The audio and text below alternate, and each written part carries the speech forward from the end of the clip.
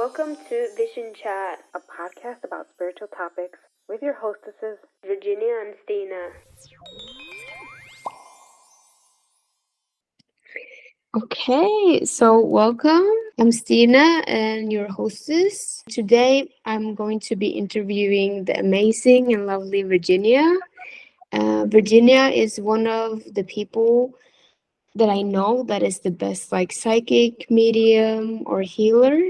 And she is also my business partner and co-creator of Vision of Profound Healing. So, hello.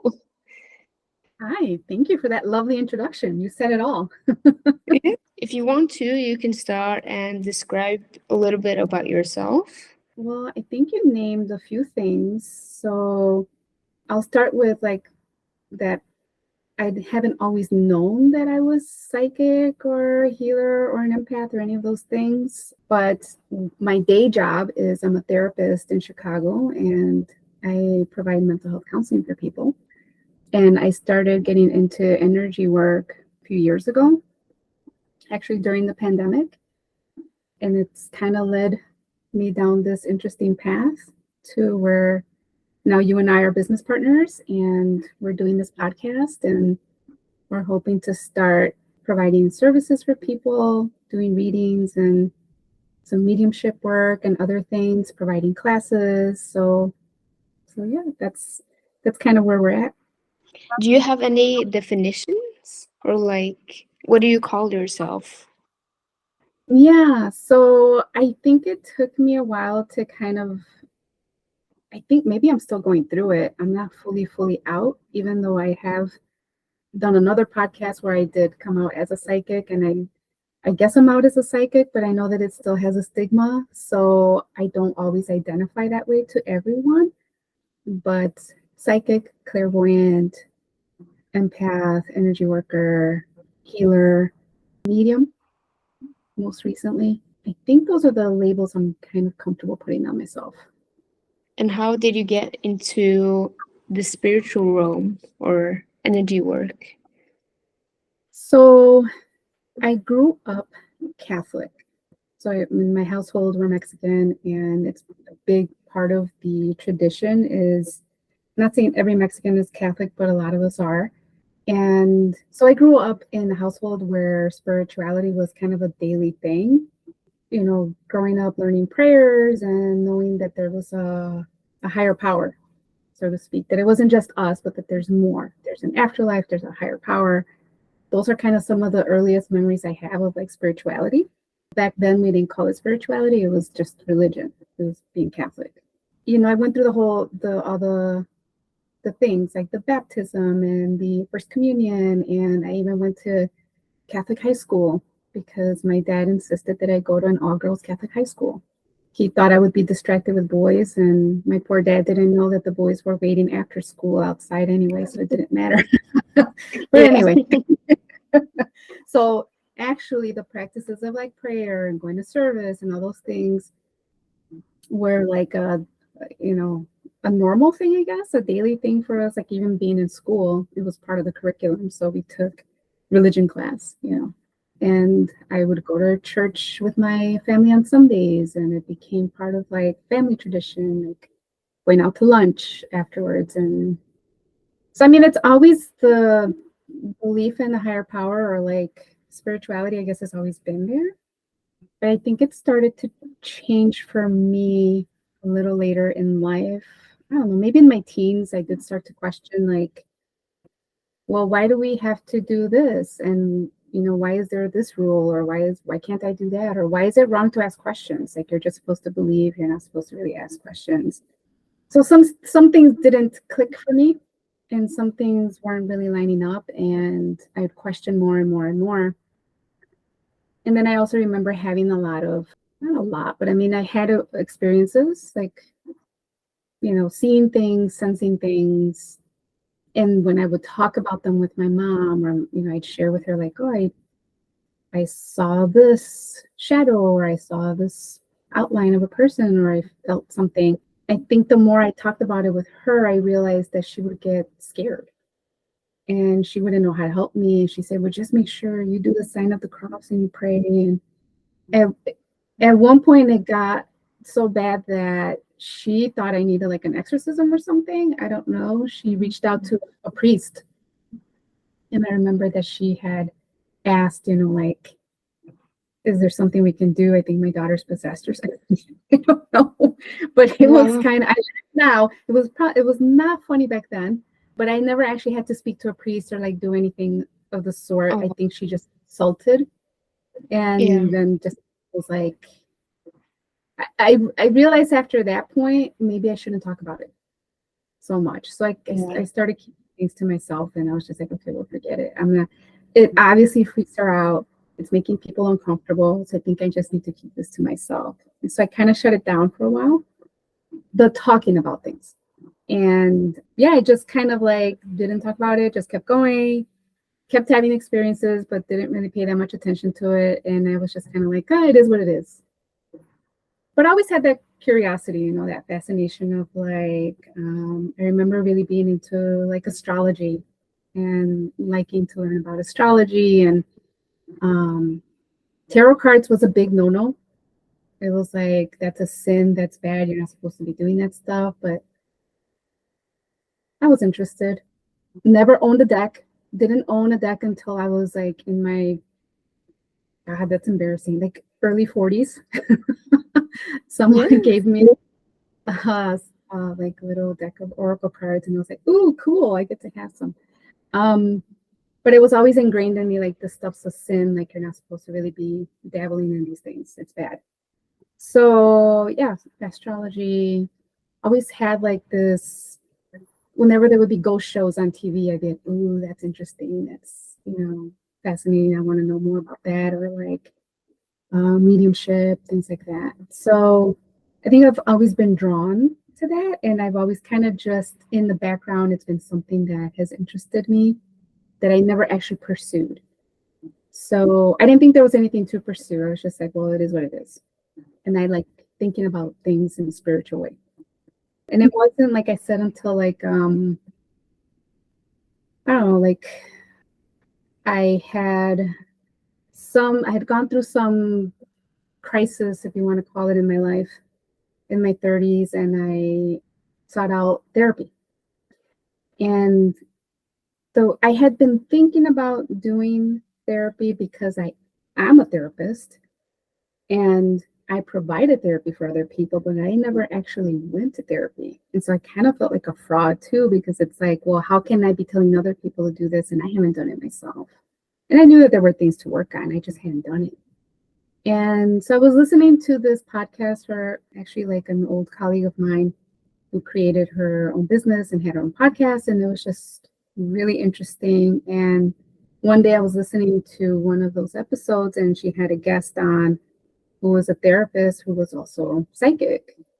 And I was like, what an interesting combination. And I just thought, well, maybe this person can help me out.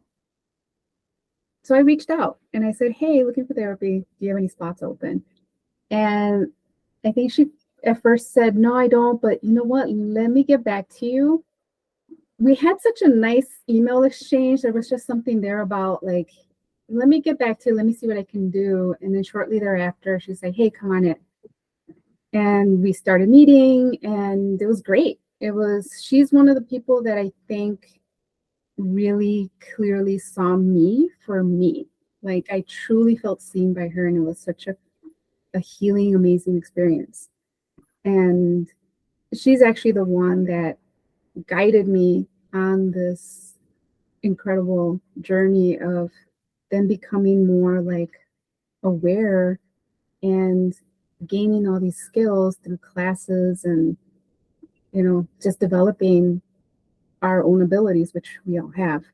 But so she, at one point, it was probably in the early days of the pandemic, things were starting to shut down here. And she said, hey, it sounds to me like you are interested in learning more about this. And I kept telling her, yeah, what do you think? And she's like, I have someone that I know that teaches classes. And so she directed me towards the person who eventually became my teacher.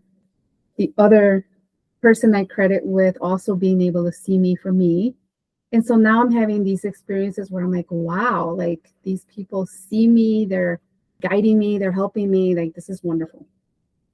So he also became a very important part of my development and taught me a lot of really cool stuff, meditation, how to connect with my abilities and being able to practice them. And so that's what I did during the pandemic. That was my connection to the outside world and connection to myself, and being able to find peace in the way, in the time when everything else seemed to, like the whole world seemed to be on fire. It was so chaotic, but I was able to find a lot of peace for myself during that time.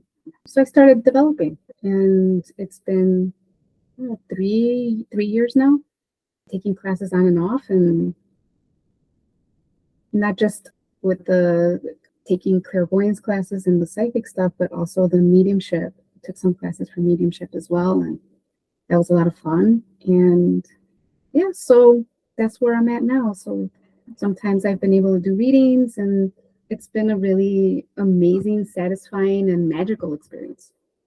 Yeah. So I just gave you a really long answer for one question.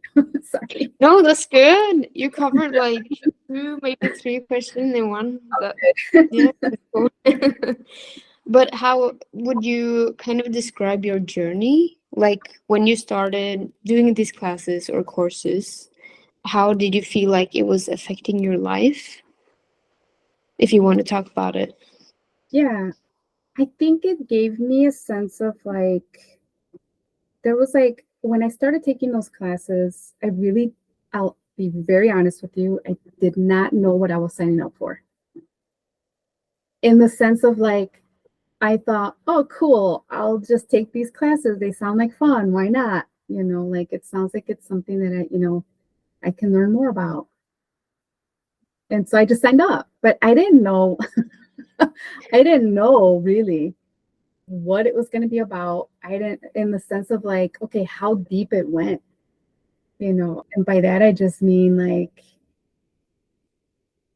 having to clear so many blocks, so many challenges, having to face those challenges, struggles, to be able to come out on the other side and to be able to have some kind of peace, right? Because you don't just go from having turmoil to suddenly one day you're like meditating and you're like, oh, okay, now I'm at peace. No, it's not that. So there's this whole other stuff that happens, right, that you have to go through, work through.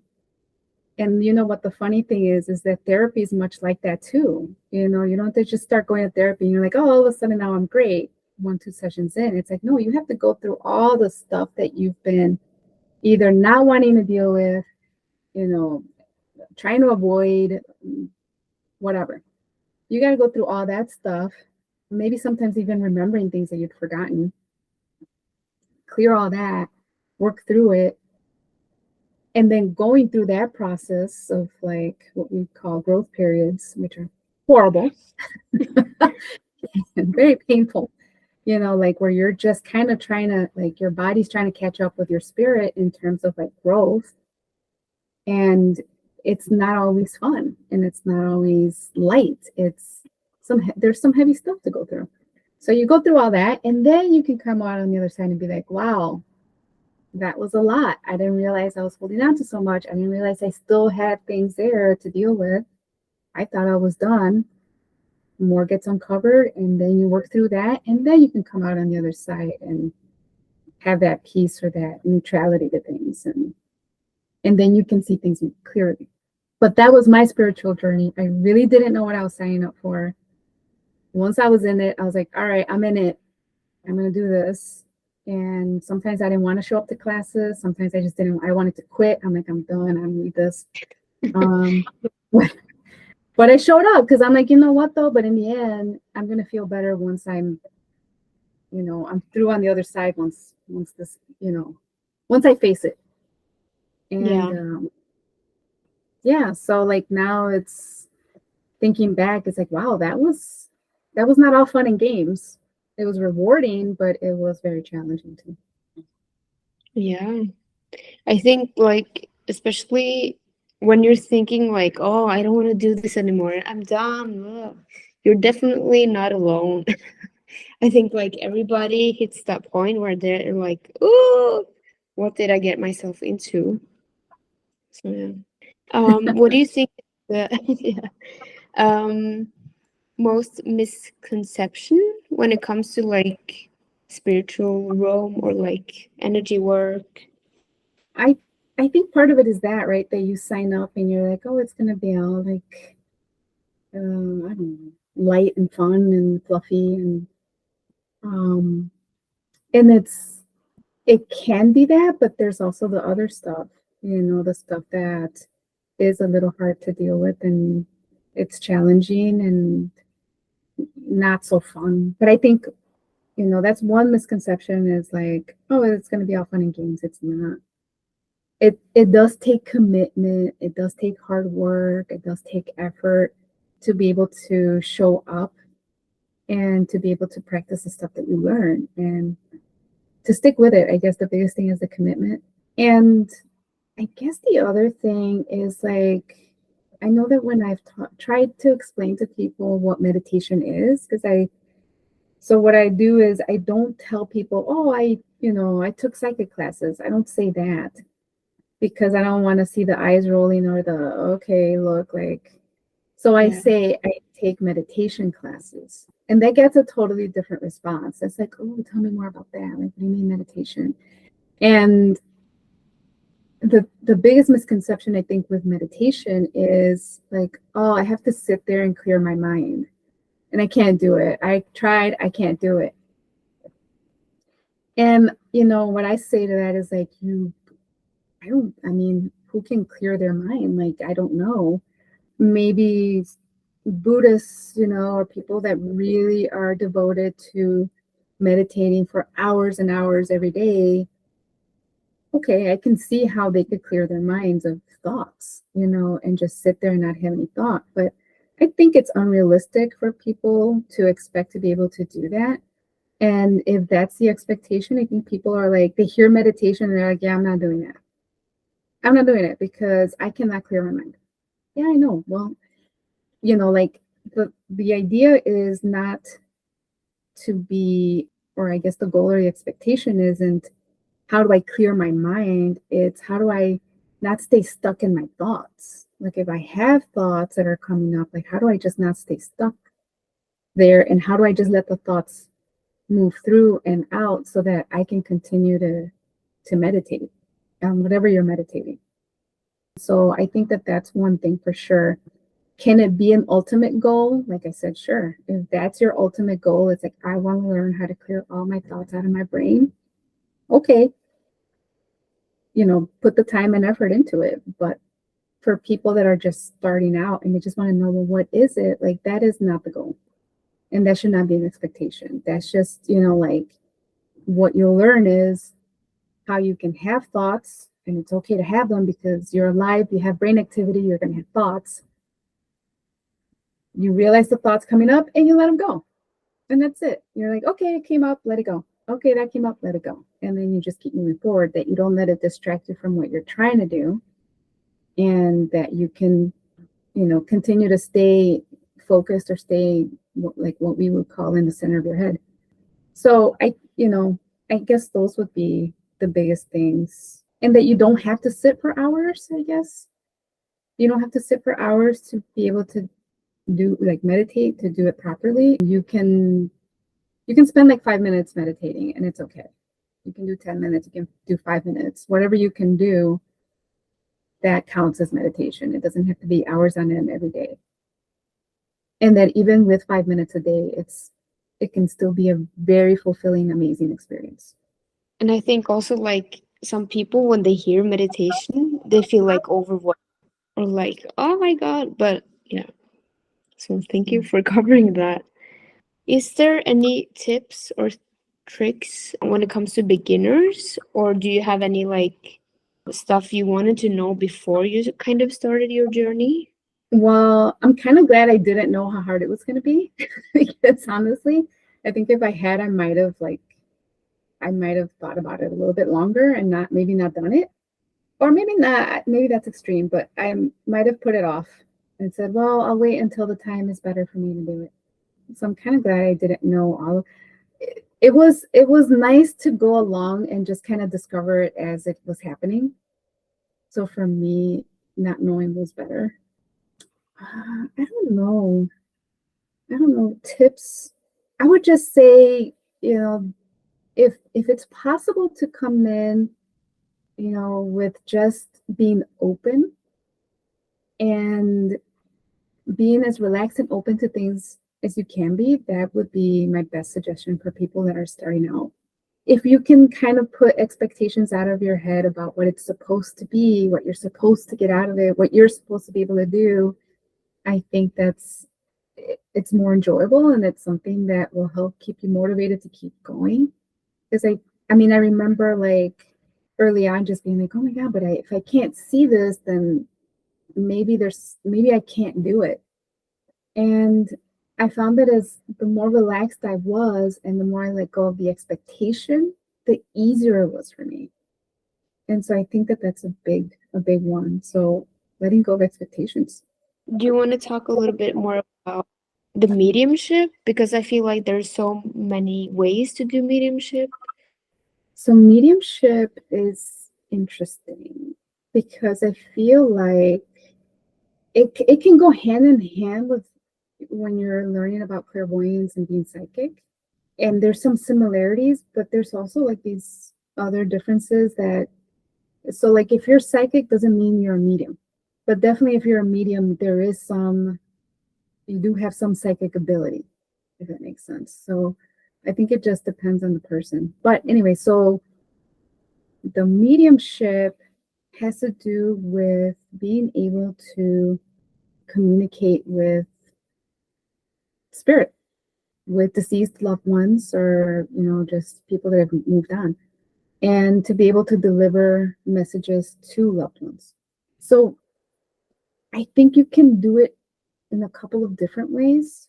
So I know that there's trance mediumship, which is like you as the medium, you go out of body, or like you're out of body in order to let spirit almost kind of like come in, and then you can relay the messages.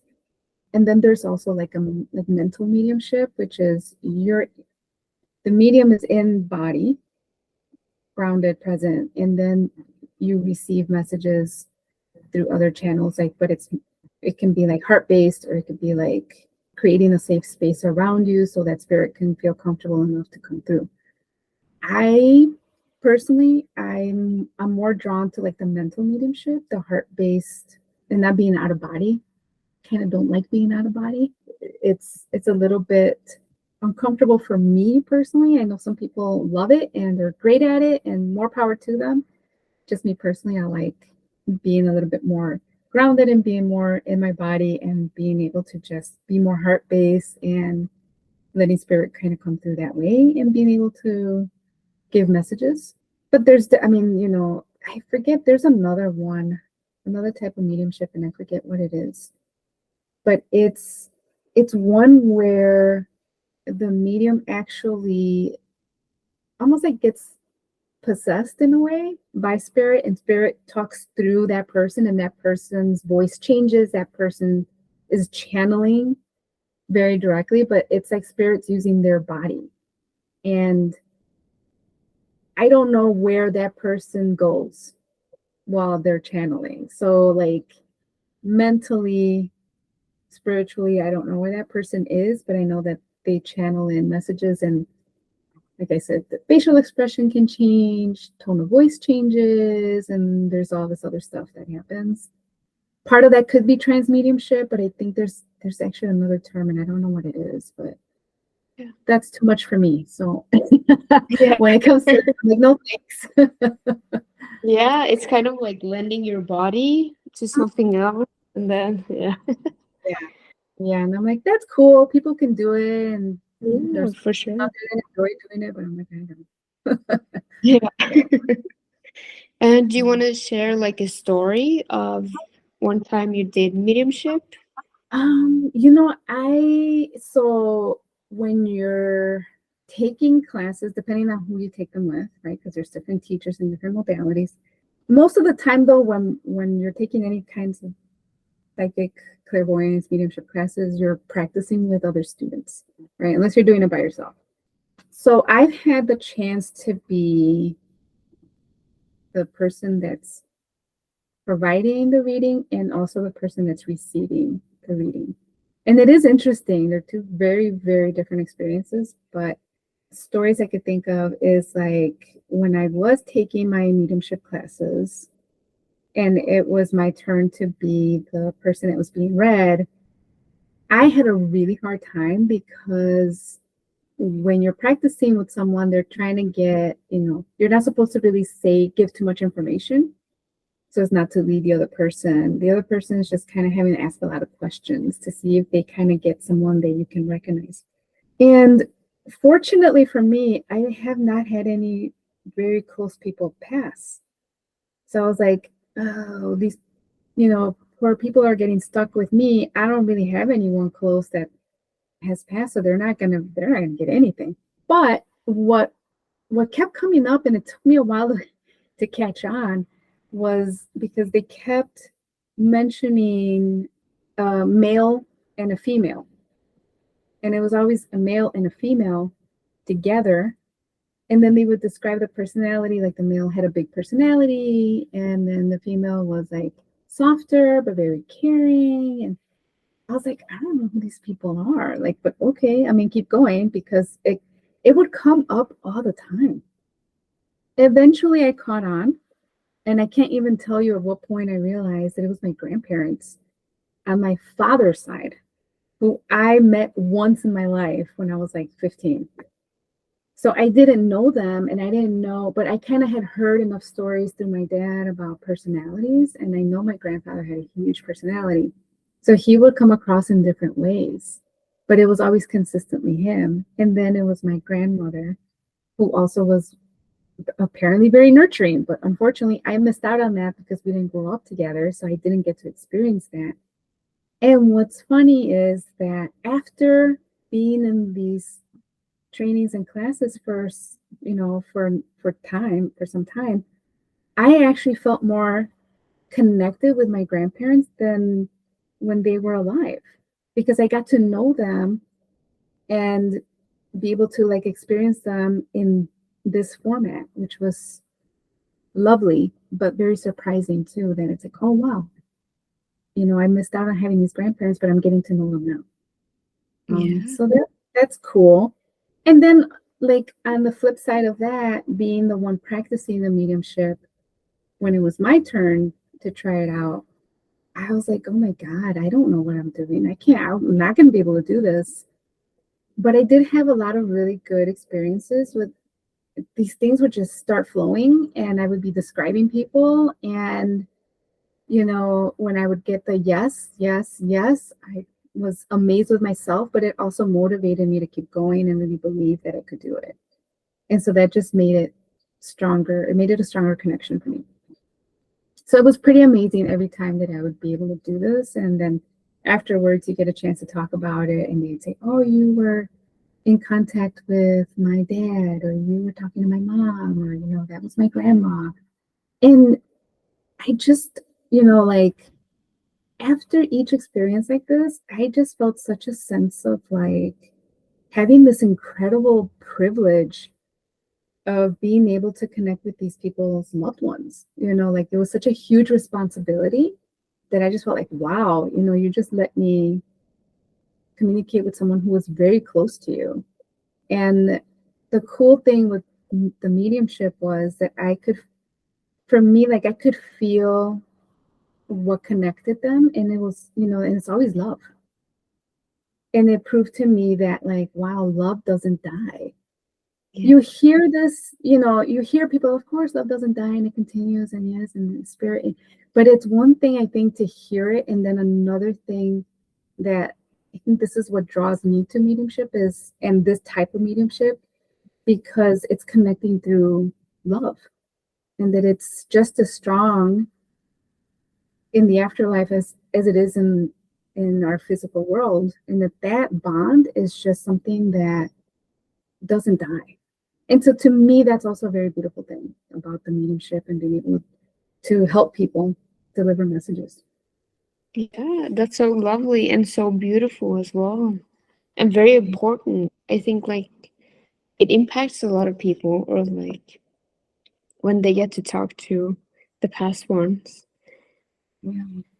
Do you want to tell a little bit about the clairvoyance and the readings there?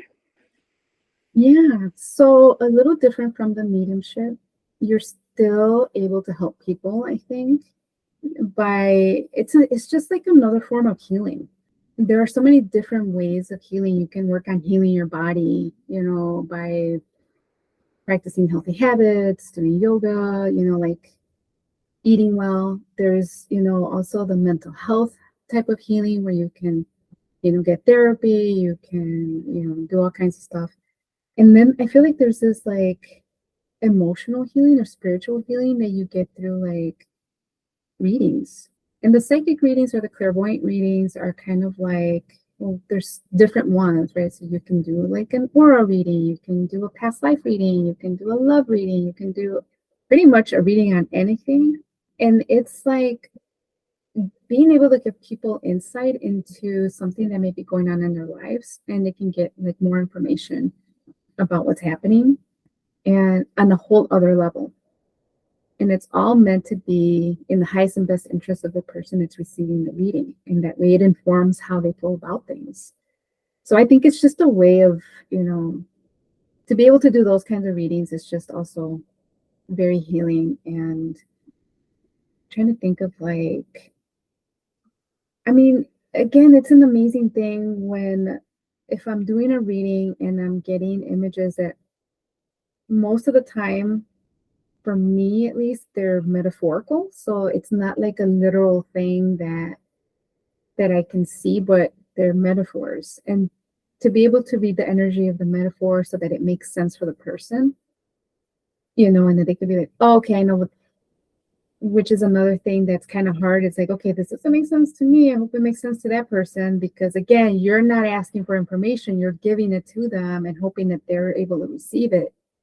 So you don't know until the end, did I get any of that right, or was it all completely like made up in my head? So the validation comes at the end when the person's like, oh yeah, that thing you saw was this that happened at this time in my life, and that, and then they start putting those dots together and connecting on it. And I think that that's also like very validating and healing for people when they get these readings. I can't remember. I mean, I've had some crazy images in my head that I'm like, this makes no sense to me.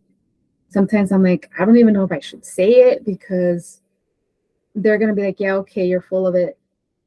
That's not even close to what's happening. And, then you kind of, as the reader, you kind of have to have the courage to be able to just say what you see and be like, that makes sense to you. And then they could be like, okay, yeah, that definitely, it all resonates. Or, you pick the stuff that really stands out to you of what's helpful. Yeah, the last one that I can remember that I was like, oh my God, I hope that makes sense, was I was reading someone and I kept seeing like a light blue color. And then at the end of it, I'm like, I don't know if that made any sense.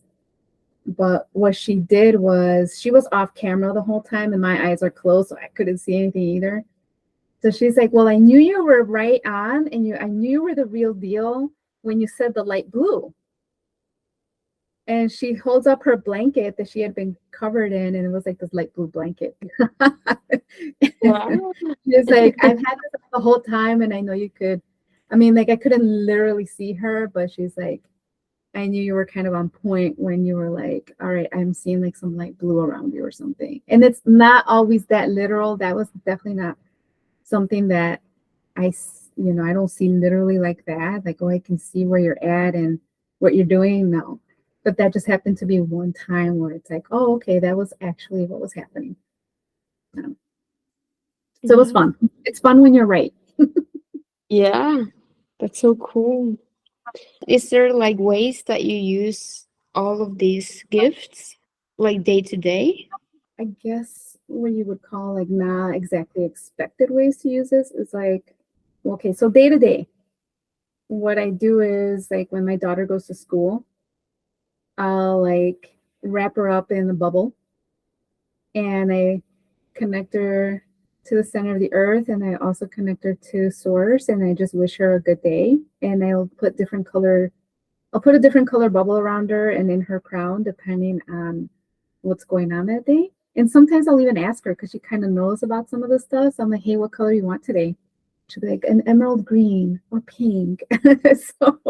So then I'll put those colors in there. And those are just some of the things that we, learn about when you're taking meditation classes of like grounding and connecting the source and putting bubbles around you and protecting your space. And so that's what I kind of do for her. I do that also with my car when I'm going anywhere. If I'm driving, I'll put a bubble around my car, hook it up to the center of the earth, and even put protection roses. Do it for myself if I'm going into a crowded space. The times I don't do it, I regret it because I can, come home feeling pretty bad if I've been, especially in certain grocery stores where I know there's a lot of heavy energy, and I'm like, oh, I should have done it. I should have taken the 2 seconds it was going to take me to bubble up and put my protection roses up. But those are just some of the things that I do daily. I really try to work on grounding myself. I don't always do it, and I don't always meditate. I get it in here and there. But those are just some of the ways. Oh, and unemployed angels. So I always use those little guys. So you learn about spirit guides and angels, and you learn about all kinds of guides that are willing to help you. And so I use the unemployed angels to like help with, I don't know, finding like a parking spot or like getting me into the shortest line or like, I don't know, anything I could think of that you'd be like, you use those guys for that? Like, isn't it supposed to be for major stuff? It's like, yeah, but you can also use the unemployed angels for other things. So that's not something we made up. I don't take credit for the unemployed angels. That comes from someone else who is pretty famous and knows about angels and has written books and has classes. But I learned from that person. So, yeah, so those are some of the ways. And you can borrow things from different places. So just because you learn it from one teacher or you learn from another teacher doesn't mean any one of them is exclusively the only right ones. I think also you have to find what works for you, and you can borrow from this person, or you can borrow from this belief, or you can, and that's kind of what I do. I just kind of take what works for me from different places and roll with that. Yeah. And I think that's very like good as well, so you don't get locked. I feel like in some communities, because in some spiritual practices, it can be very cult-like, almost like a religion kind of stuff. And they're like, no, it's this way, and you have to do this, and you don't have to do or follow some rules to actually find your own spiritual path or heal yourself or get people to heal yourself as well. So yeah. And I was wondering, like the last question, do you have any podcasts or any books or YouTube channels that you really enjoy? Yeah, so favorite books, I highly recommend. There's two. There is You Are the Answer by Michael Tamura.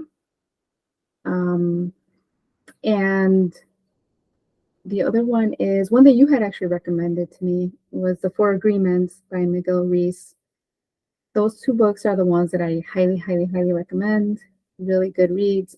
As far as like YouTube channels or podcasts, I was trying to think of like a really good podcast is one that's called The Wounded Healer by Sarah Bueno. I'm biased to that because it mixes like therapy and the psychic stuff or like spirituality, or it just goes in different directions. But that's one that's really interesting to explore.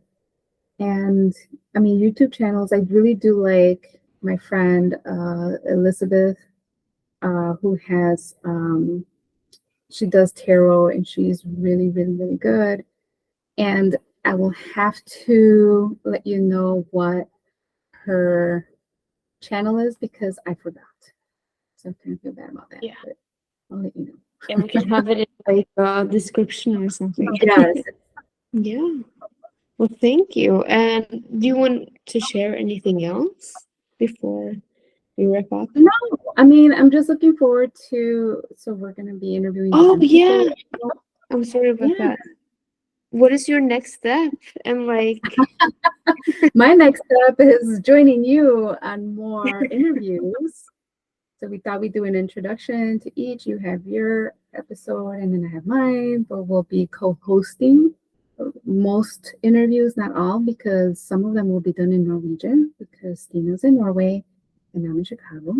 And so we are working on, just interviewing different people from different backgrounds and just talking about what spirituality is for people, what energy work is, and just kind of seeing,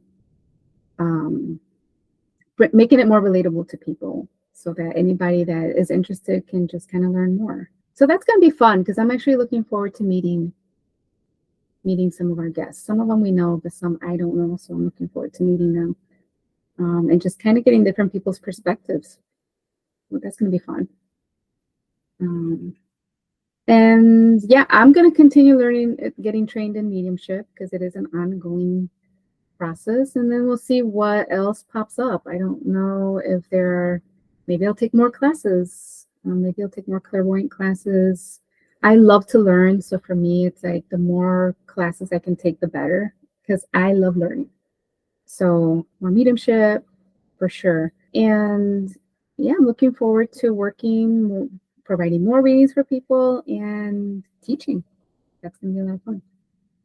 yeah, So nice. So whoever's interested can kind of check us out. Yeah, and you can find us at visionofprofoundhealing.com. And on Instagram too. Yeah, Vision of Profound Healing, I think. Yeah. Okay, thank you. Okay. Thanks, Tina.